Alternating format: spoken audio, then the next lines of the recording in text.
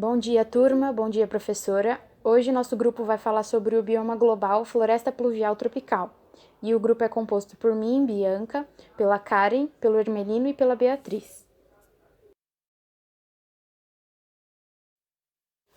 A floresta pluvial tropical, que também pode ser conhecida como tropical úmida, ocupa cerca de 20% de toda a superfície terrestre e tem uma área de cobertura de aproximadamente 17 milhões de quilômetros quadrados.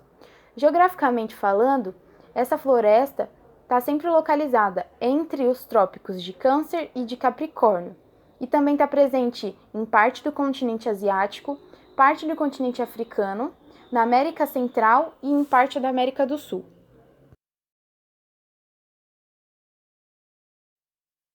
O próprio nome da floresta traz indícios de como é o seu clima e de como é o ambiente de forma geral. Tropical, obviamente, é porque as temperaturas são altas. Então, nesse ambiente, as temperaturas estão sempre entre 20 e 30 graus Celsius, se mantendo quase que constantes durante o ano. Pluvial vem devido às taxas médias de precipitação, que são altas também durante o ano inteiro, sendo que a precipitação mensal sempre é superior a 100 milímetros, como vocês podem também ver aqui no gráfico do slide. O solo desse bioma também é muito característico, porque ele retém poucos nutrientes. Só que a alta umidade e as temperaturas contribuem para que a matéria orgânica que esteja disponível naquele momento seja decomposta e a partir de então se assimile no solo. Ao se assimilar ao solo, garante-se então a produtividade desse ambiente. Só que, ao mesmo tempo que esse tipo de solo contribui para a alta produtividade, já que você tem bastante matéria orgânica, tem bastante umidade e as altas temperaturas, também torna o solo muito vulnerável, porque uma derrubada ou uma queimada acaba removendo todos os nutrientes do tronco, toda a matéria orgânica se perde. E então o solo fica praticamente sem utilidade nenhuma em termos nutricionais para o crescimento de outro tipo de vida vegetal.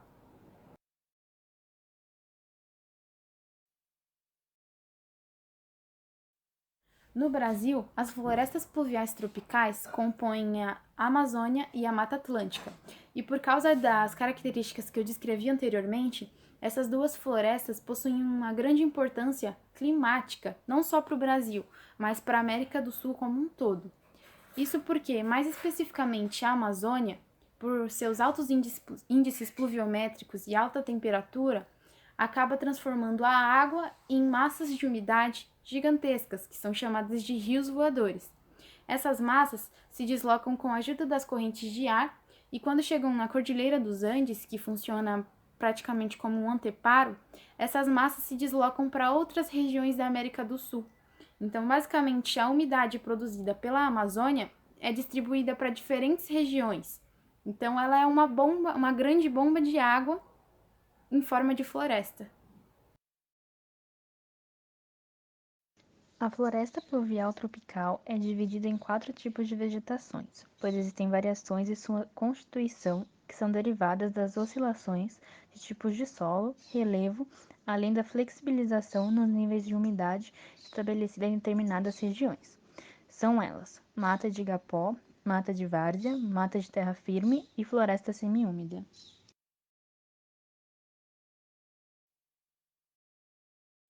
As florestas de igapó, também conhecidas como as florestas aluviais ou umbrófilas densas, são as vegetações da Amazônia brasileira que ocorrem ao longo dos rios de água preta ou clara e são periodicamente inundadas e carregam baixa quantidade de sedimentos e nutrientes. O clima é tropical pluvial, quente e úmido.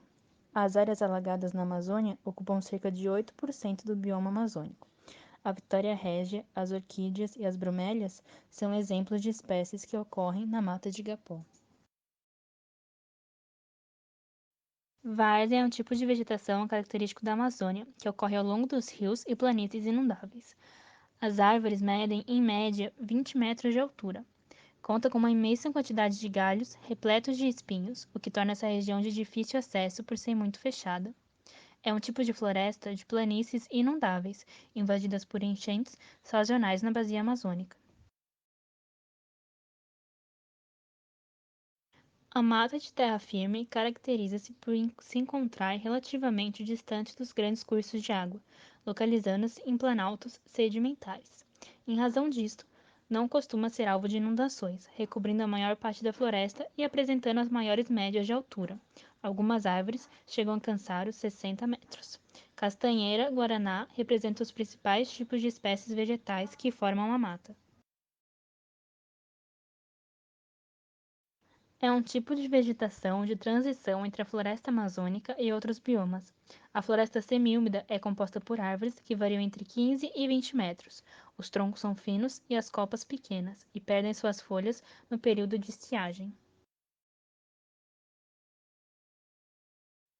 A Mata Atlântica é composta por formações florestais nativas: floresta ombrófila densa, floresta ombrófila mista, floresta ombrófila aberta, floresta estacional semidecidual e floresta estacional decidual, e ecossistemas associados, como os manguezais, vegetações de restingas e campos de altitude. A floresta umbrófila densa praticamente não ocorre em período de seca, visto que a precipitação é alta e bem distribuída durante o ano. As temperaturas são elevadas e ocupa geralmente as planícies costeiras e possui árvores altas, além de muitas bromélias, palmeiras e lianas.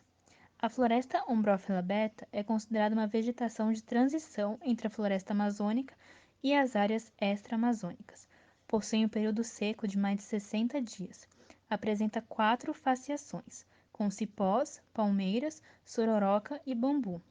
A floresta umbrófila mista caracteriza-se pela presença de pinheiro do Pará. O clima é quente e úmido, mas o inverno geralmente é frio. Dividida entre semidecidual e decidual, a floresta estacional é um ecossistema presente na Mata Atlântica, caracterizado especialmente pelo clima com duas estações bem marcadas, uma seca e outra chuvosa. Ambas também apresentam uma alta densidade de árvores e abrigam diversos animais e plantas menores. A principal característica da floresta estacional decidual é que mais de 50% de suas árvores perdem as folhas durante o período de estiagem. Com o início da estação chuvosa, a vegetação se recupera e adquire uma aparência semelhante à de uma floresta tropical. A floresta estacional semidecidual, por sua vez, apresenta uma perda de folhas menor durante a época de estiagem. Apenas uma média, que varia entre 20 a 50% das árvores, sofre com a queda de folhas durante os meses mais secos. Em geral, esse tipo de vegetação é encontrado em regiões mais altas e frias, especialmente nos estados das regiões Sul e Sudeste. O mangue é um tipo de vegetação típica das regiões alagadiças, denominadas de manguezal. Desempenha um importante papel na preservação de diversas espécies vegetais e animais, além de auxiliar na erosão. Isso porque fixa o solo nas áreas em que ele ocorre, evitando assim o assoreamento das praias. Dessa maneira, os manguezais, considerados ambientes ricos em biodiversidade, surgem do contato do ambiente terrestre e marítimo.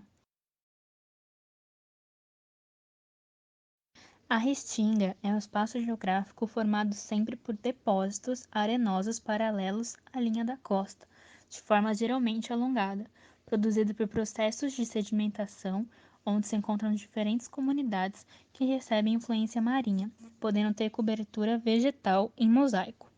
A restinga também pode se formar no estuário dos rios, pela deposição de sedimentos, dando origem à formação de rios ou assoreamento.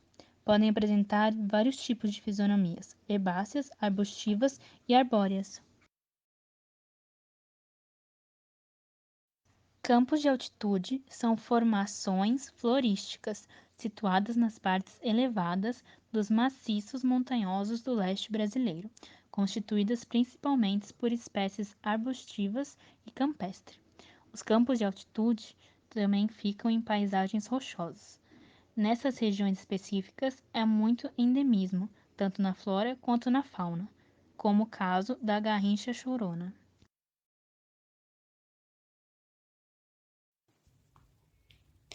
A diversidade biológica.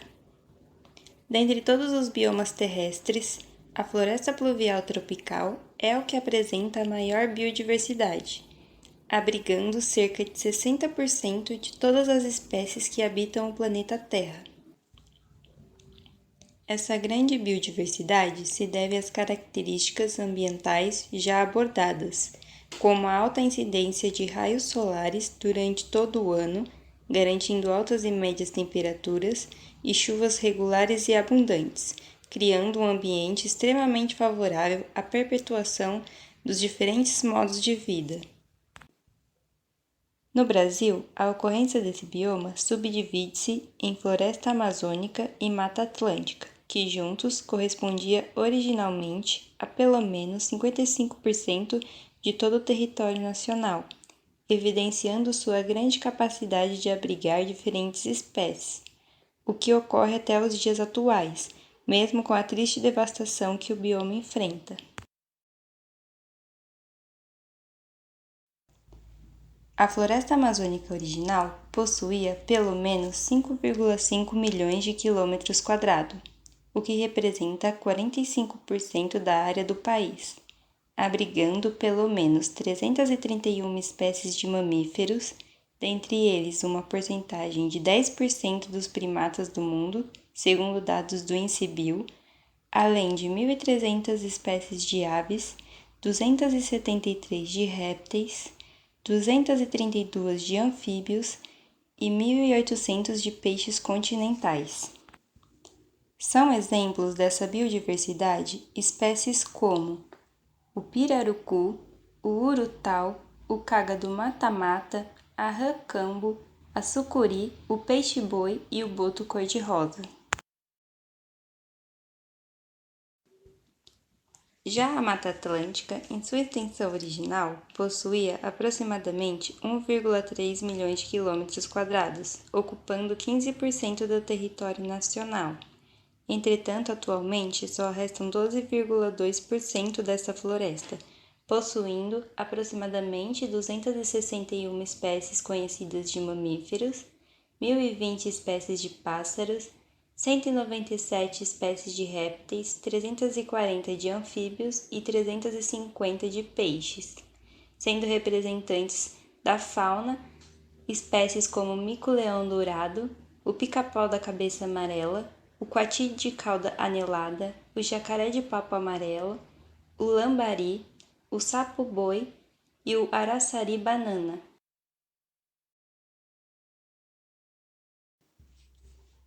Como a Amazônia e a Mata Atlântica correspondem ao mesmo bioma, comumente encontramos espécies que ocorrem em ambas as florestas, como é o caso da onça-pintada, do bicho-preguiça, do tucano e muitas outras espécies, tanto da fauna quanto da flora.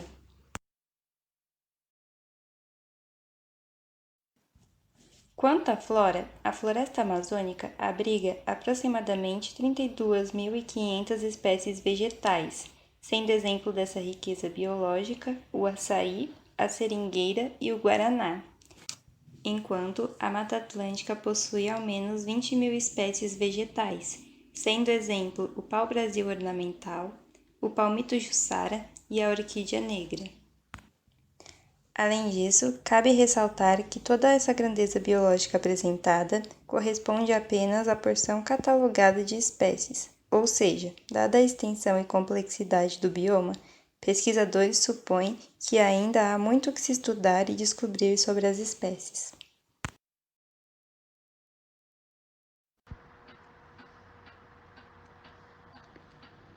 Quando falamos em floresta pluvial tropical, estamos falando de um bioma quente e chuvoso, caracterizado por uma diversidade de camadas de vegetação exuberante. A propósito, eu nunca tinha visto antes uma aplicação tão bem apropriada para o adjetivo exuberante. Essas camadas se apresentam com uma copa contínua de árvores, com altitude em torno de 30 a 40 metros, exatamente com a aparência de uma camada espessa, densa, extremamente verde. Mas vemos também algumas árvores que emergem dessa camada, chegando a 50 metros. Abaixo dessa vem outra de árvores mais baixas e arbustos que formam um subbosque. A diversidade de espécies vegetais nas florestas pluviais tropicais é significativamente mais alta do que em qualquer outro bioma terrestre. Um hectare típico de floresta boreal de coníferas terá de 1 a 4 espécies de árvores. Uma floresta decídua tem entre 10 e 20 espécies. Já uma floresta pluvial tropical tem em torno de 100 espécies e algumas ultrapassam esse número. E também a biomassa em pé geralmente excede a dos demais biomas. As planícies tropicais úmidas são dominadas por florestas pluviais constituídas por espécies que estão ativas durante todo o ano. As plantas são sempre verdes, o que significa que suas folhas estão fotossintetizando ativamente, sendo que perda de folhas, quando ocorre, é apenas por breves períodos.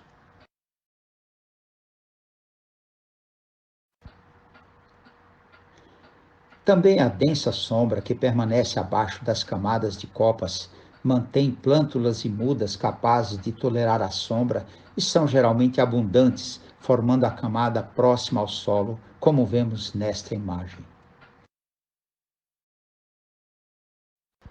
Outra característica muito interessante das florestas pluviais tropicais são as epífitas, plantas que crescem sobre outras, como as bromélias e orquídeas, e também a presença de lianas, cipós em torno de seus troncos. Encontramos também uma grande variedade de plantas herbáceas no chão. Os ecólogos pesquisam a causa das florestas pluviais tropicais terem tão alta diversidade de espécies em comparação a outros biomas e concluem que tanto a temperatura como as condições de umidade sejam provavelmente os fatores principais dessa abundante diversidade. Como ocorre em todos os sistemas naturais, as florestas pluviais são dinâmicas e em constante mudança. A abundância de chuvas preserva-as dos incêndios naturais. As árvores evoluíram para resistir aos ventos de várias maneiras, como madeiras resistentes a fraturas e a presença de raízes tubulares. Nesta imagem, podemos ver, além das salientes e belas raízes tabulares, também a presença de lianas.